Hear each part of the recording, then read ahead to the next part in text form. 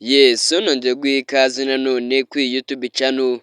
Ni kenshi mwagiye mwumva hirya no hino abantu bagiye batandukanye bagenda bavuga ngo uyu musore Dogiteri Nsabi ari mu rukundo, gusa hari ababivugaga gutyo badafite igihamya, bamwe bagategereza bakabura rwose umukobwa waba uri mu rukundo n'uyu musore, gusa uyu niwo mwanya wo gusobanukirwa neza umukobwa uri mu rukundo n'uyu musore Dogiteri Nsabi. Ngira ngo nimba ureba ifoto iri kuri screen yanyu rwose, uyu ni umukobwa ufite izina rihambaye muri sinema nyarwanda, umukobwa yakinnye muri filime nyinshi zigiye zitandukanye, uyu mukobwa yagaragaye nko muri filime yiswe Maya, agaragara mu yindi filime yiswe The Secret.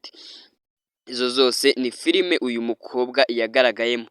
Rero niwo mwanya wo gusobanukirwa iby'uyu mukobwa na Dogiteri Nsabi bimaze iminsi bigenda bicicikana hirya no hino ku mbuga nkoranyambaga zigiye zitandukanye. We tugiye kubana muri iki kiganiro, reka mbanze ngusabe gukanda subscribe kugira ngo tujye tubana mu biganiro byinshi bigiye bitandukanye.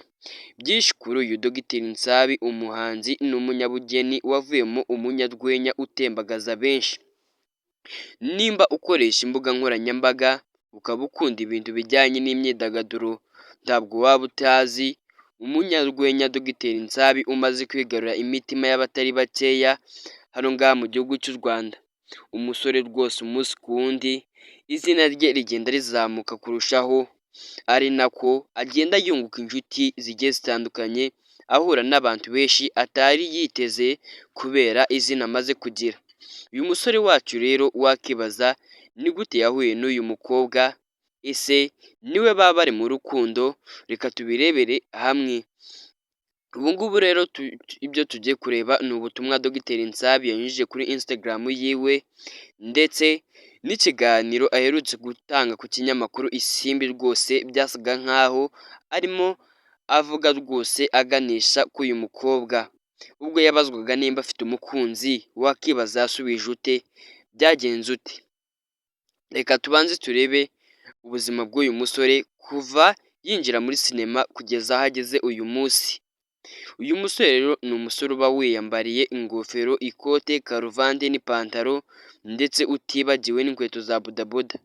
Imvugo ye itamenyerewe cyane ni kimwe mu bigenda bimwongerera igikundiro umunsi ku munsi. Turimo dusoza ikiganiro turi buze kubabwira rwose iby'uyu Nsabi n'uriya mukobwa wamamaye muri filime nyinshi zigiye zitandukanye hano ngaha mu gihugu cy'u Rwanda. Ubusanzwe ababyeyi biwe bamwise Nsabimana Eric, we yita Dogiteri Nsabi. Yavutse mu 1998, avukira mu karere ka Musanze mu majyaruguru y'u Rwanda. Akaba ari umwana wa kabiri mu muryango w'abana bane, abahungu 3 n'umukobwa umwe. Akaba ari nawe mukuru kandi afite ababyeyi bose. Yagize amahirwe yo kwiga aho yarangirije amashuri yisumbuye muri GS Muhoza i Musanze. Akaba yarize MCB, Mate, Chimie ndetse na Biology. Yarangije muri 2019. Mu kiganiro cyihariye Dogiteri Nsabi yahaye ikinyamakuru Isimbi cyagarutse ku buzima bwe. Yakuze se akora akazi k'ubufundi, ni mu gihe nyina we yateraga amarangi. Niko kazi kari kabatunze iwabo mu rugo rwose bakoraga, nubwo ngo rimwe na rimwe kaburaga, ariko avuga yuko uko bagendaga bamenyana n'abantu benshi ari nako akazi kagendaga kiyongera.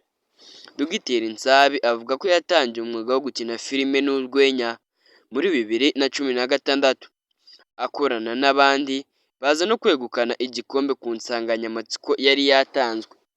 Wakibaza uwo munsi byari byagenze ute?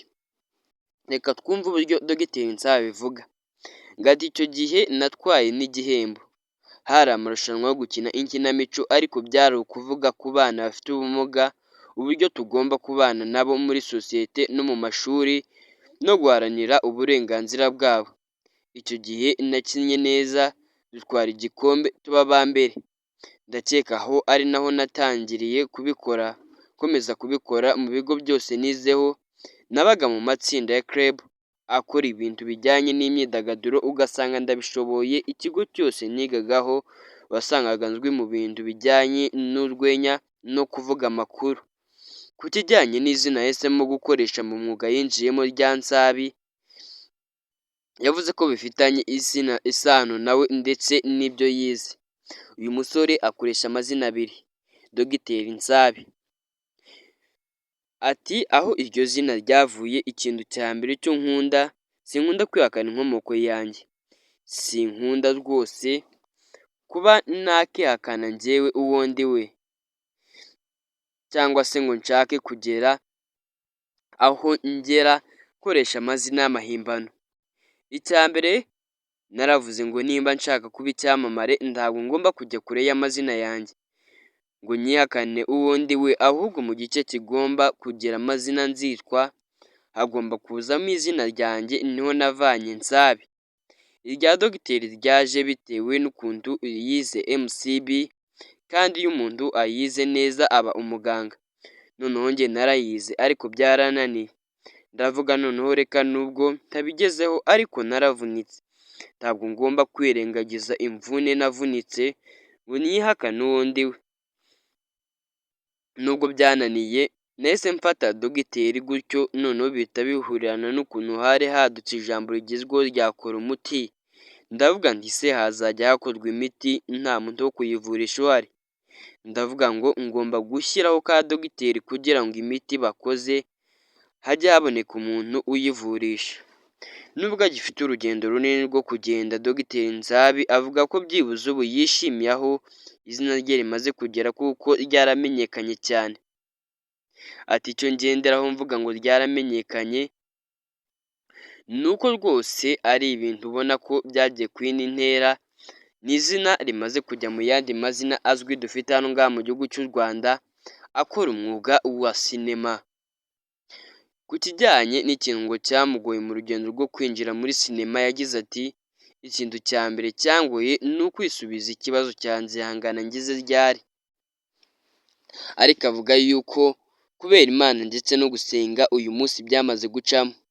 Ahamya ko umwuga akora ari umwuga ushobora gutunga umuntu, ndetse ko akurikije ibyo agenda abona nta kintu kimuhungabanyije, abona ari nawe ahazava ibimutunga ndetse n'abazamukomokaho. Ati ngumye mu murongo ndimo ndagize ikimpungabanya, ni ibintu bishobora kuzangirira umumaro ubuzima bwanjye bwose. Imyambarire ye ari mu kazi ni ikintu yatekerejeho gishobora kuba nk'ikimuranga kugira ngo binamufashe kuzamura izina rye mu buryo bworoshye kandi vuba. Ati nimba ari urwenya ninjiyemo ugomba kundeba ugahita utangazwa n'uko meze bikagutera kunyitaho. Ndavuga ikintu cyatuma umuntu andeba bwa mbere agatungurwa cyangwa se agahita amfata mu mutwe ni iki? Ni uko yahisemo kwambara ibintu bitandukanye, ahitamo gukoresha ipantaro, akoresha marinete, akoresha karuvati, akoresha n'inkweto za bodaboda ndetse na kositime n'ikaruvati. Avuga ko yari afite inzozi zo kuzaba umuhanzi cyangwa se umushushanyi, gusa anateganya ko mu minsi iri imbere hari indirimbo azasohora ayihereza abafana biwe. Ati uretse iby'ubwana ni ibintu byinshi umuntu yumvaga azaba, ariko njye kubera impano niyumvagamo, ikintu cyazaga imbere y'ibindi byose ni ugukina filime no kuzikora. Ikindi cya kabiri ni ukuririmba hagakurikiraho gushushanya. N'ibyo bintu bitatu yiyumvagamo ko yari kwerekezamo. Avuga ko nta ndirimbo arasohora, ariko mu mishinga yiwe mu minsi iri imbere abafana biwe bashonje bahishiwe rwose. Ngo ikintu cyamubabaje ni uburyo aba yarakoze cyane bimugoye ngo azamuke, ariko yamara kuzamuka n'iryo zina yishimiye aribonye nabyo bikamubangamira. Icyo yishimira ni uko yabonye urubuga anyuzamo ibintu bimuri mu mutwe mu buryo bworoshye kandi bikagera ku bantu benshi bagiye batandukanye. Ikindi yishimira ni uko byatumye yunguka inshuti nyinshi zigiye zitandukanye. Avuga yuko rwose iyo ataza kwinjira muri sinema atari kumenyana na Kiramani ndetse na Nyambo, Soroba, Devu n'abandi mubona bakorana na buri munsi sabo gusa. Kuva yakinjira muri sinema umunsi ku wundi agenda ahura n'abantu atari yiteze. Kimwe mu bintu ngo yakoze akiri umwana n'uyu munsi atajya yibagirwa, ni uburyo yigeze kuva mu karere ka Musanze akajya Nyabihu n'amaguru kubera urukumbuzi ngo yari afitiye mushiki we akagenda atanasabye uruhushya.